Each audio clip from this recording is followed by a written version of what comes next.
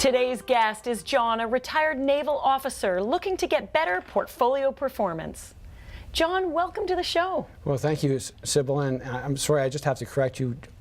I'm a Chief Petty Officer, retired. A Chief Petty Officer. Yes, well, thanks for the correction. Yes. Tell me about your background. Well, I'm originally from Belleville, Ontario, and my father was a veteran of the Atlantic, Battle of the Atlantic. And then we had the family business, which was a kind of a rough and tumble hotel and bar that he owned and operated for 40 years along with my mother. Were there some good stories along the way in there? Well, he used to say if he came home wearing the same shirt he went to work with, it was a quiet night. Did you ever have to get involved? Did you act as bouncer once in a while? Well, no, I certainly learned a lot of life lessons as I was a teenager working behind the bar with him, and then I went back in the 20s, and in my 20s, and I can tell you that I learned a lot on the floor of that bar. I can tell you that right now. Oh, I bet. Now, is it true? Does everyone pour their soul to the bartender? Well, I've heard certainly lots of stories, but we're talking about the days where they used to sell beer by the trayful. And so, yeah, lots of stories and lots of arguments. So how did you transition from the family business into the Navy? Well, the family business sort of, like the family farms, all of a sudden it wasn't as profitable as it was, and my father and mother decided to sell the business. So that left me to decide now to go in a different direction and anywhere I wanted to go. What do you want to be when you grow up, kind of question? Well, you know, I listened to his sea stories, and I was always interested in the armed forces and serving my country, so that gave me the opportunity to do that. And how many years have you done that? I just finished a 30-year career. And, wow. and so I'm just starting in my time in retirement. Now, would you say you had equally as interesting stories in the Navy as you did in the bar business? Well, a lot of those bar stories help through what they call the back watches, when you work from midnight to 7 in the morning. So I was able to tell a few of those stories, but I will never be short of stories for the rest of my life between the bar and my time at sea. Well, and now you're just beginning retirement, and you've got a whole bunch of new stories to make as you live the rest of your life, which is many years ahead, I hope. Well, that's correct. What does retirement look like to you? Well, today I had a cup of coffee. I watched a show called The View, which I've never seen before. It was quite comical. I went for a run. I gave blood, and now I'm here. Wow, okay, so this is quite a day. Is every day going to be this exciting? Well, I don't think it'll be this exciting, believe me. No, but. What do you think realistically over the next 20, 30 years, what does that look like for you? Well, you know, I want to continue to work. Yeah. I want to be able to utilize the skills that I learned in the Navy, both in leadership and organization. And I think overall I want to be a good citizen, you know, and be able to have a job that's going to fund our fun a little bit, take care of some obligations that I still have, and stay healthy. I love that. I think everybody needs to continue to have purpose throughout retirement, and a lot of people struggle with the transition from working to not working, because how do you fill your days? Although yours sound pretty darn good off the get-go. Well, I think I could do without the view, but other than that, yeah, it'd be fine. You may have to find a different show to watch. I know a really good one called The Wealthy Life. Yeah, I tune into that often.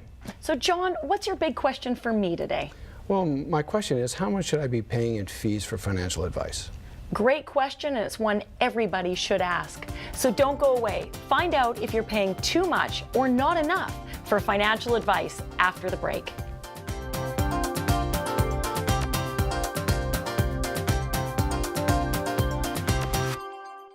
The Wealthy Life is brought to you by investment dealer Raymond James. Life well planned. See what a Raymond James advisor can do for you.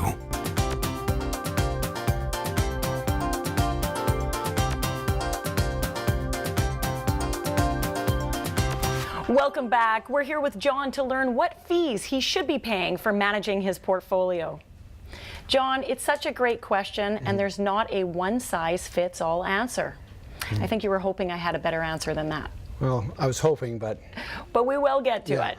It's like buying a car. It'd be like saying, how much does it cost to buy a car? Well, it depends what kind of car you want. You could go for a used, beat-up, 20-year-old beater that may cost you $1,500. It gets you from A to B. Or you may buy the top-of-the-line Tesla or whatever your taste is and spend $150,000 on that car. When it comes to fees, there's different types of fees you can pay for financial advice. So let me start with basically a commission type of account. A commission type of an account is where you as a client will just pay a commission every time you buy or sell a stock. What experience have you had in the past? Were you a commission-based or a fee-based investor? Well, it'd be commission-based, be a combination of stocks and mutual funds. Okay, perfect. So I'll explain both of those. Right. So on the stocks, if your advisor would phone you up to recommend I buy ABC stock, Correct. You'd say go ahead, and you'd get a slip in the mail and it would say you paid this much in commissions. Correct. Same thing when you go to sell.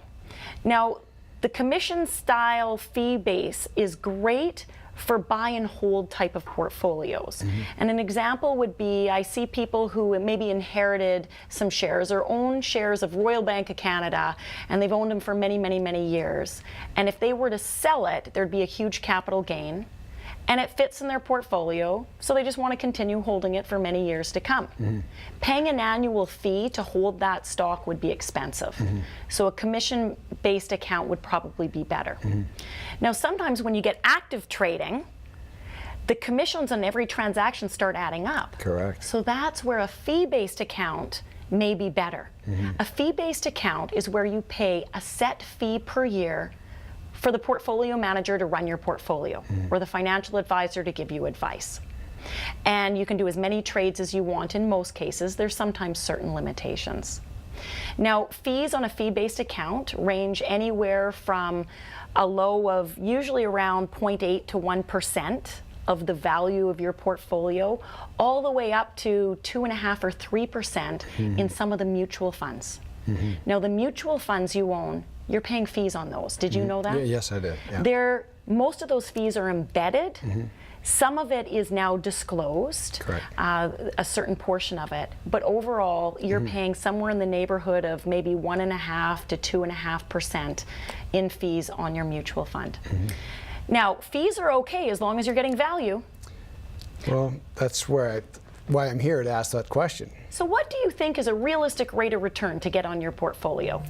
Well, in today's world, I would think anywhere from 3 or 4% would be fine with me. Well, that's a very reasonable, realistic target, and actually that's from a more conservative, lower risk portfolio. On a scale of 1 to 10, 1 being low, 10 being high, where would you rate yourself as risk? Certainly in the middle, or even up to this point, probably towards the high end. And so maybe I think that's what's got me into a little bit of trouble. So typically more of a balanced, diversified portfolio, historically long-term averages after fees has been more like 5 to 7% per year. So if you haven't gotten that thus far, Correct. it's maybe time for a second opinion, which you can move forward and do. Right. The key thing is you want to understand what your risk profile is and focus on the after fee performance. Correct. One other point I want to leave you with.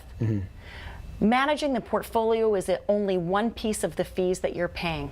There's a list of questions that you should ask your financial advisor to make sure you're truly getting the value for the fees you're paying. Are you getting a financial plan?